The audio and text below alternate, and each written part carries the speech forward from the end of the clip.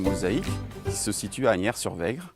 Alors nous sommes très bien placés sur les hauteurs du village et c'est ce qui nous a fait craquer dès le début. On est tombé amoureux de ce village et on a eu la chance de trouver un corps de ferme situé en vue dominante du village. L'idée au départ était de démarrer sur des chambres d'hôtes et de faire un cadre végétal autour. Alors le cadre végétal a pris le dessus et les chambres d'hôtes du coup sont restées en arrière.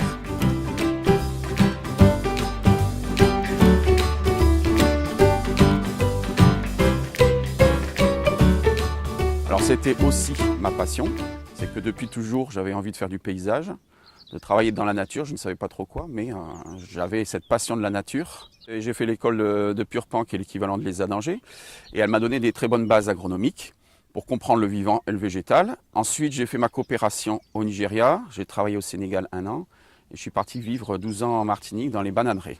Donc ça m'a permis de me rendre compte que justement ce qui me tient à cœur, c'est de prouver que l'agriculture va un petit peu trop loin de manière intensive. C'est certes, il faut de la production, mais il faut aussi que ce soit durable. Et j'ai voulu retranscrire ça au niveau d'un jardin, prouver qu'on pouvait faire un jardin naturel avec des techniques organiques qui permettent de durer.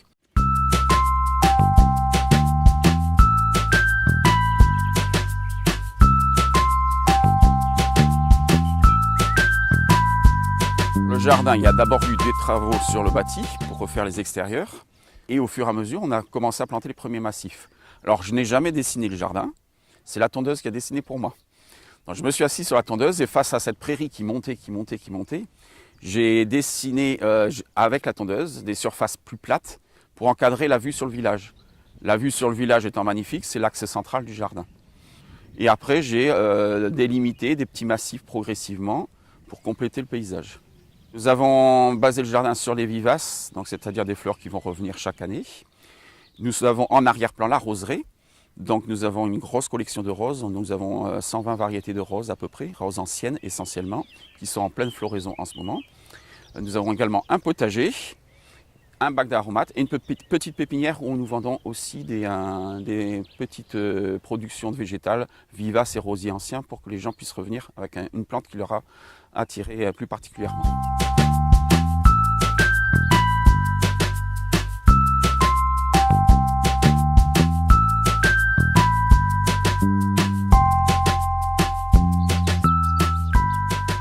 Alors le jardin naturel, la première des bases, c'est pas d'engrais, pas de produits chimiques, pas de désherbants, pas d'insecticides et pas de travail du sol, ce qui est un peu moins commun, c'est-à-dire qu'il n'y a jamais eu de motoculteur sur l'endroit.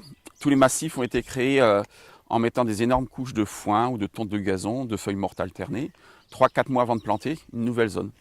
Donc ça permet à la couverture végétale qui est en dessous de pourrir.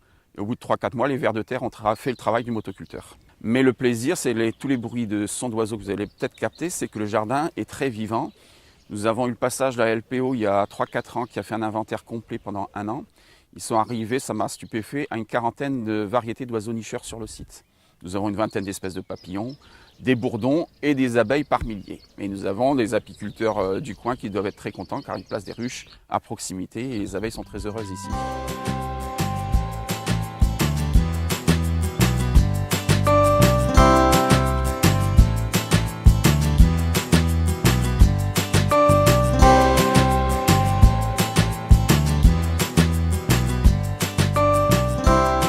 Apprendre à accepter un petit peu le désordre. La première des choses est que le désordre est compatible aussi avec de l'esthétisme. Un jardin n'est jamais inerte, les massifs bougent, il y a des guerres de population. Ce qui est rigolo, je montre ça aux scolaires, c'est que les plantes en elles-mêmes se chamaillent, se bousculent le territoire. Il faut apprendre à réguler tout ça et à modifier. Donc c'est un éternel recommencement et il faut justement utiliser ces erreurs pour avancer. Donc on corrige sans cesse et on améliore. Nous sommes ouverts de début mai jusqu'à mi-octobre, du mercredi au dimanche, de 10h à midi et de 14h à 19h.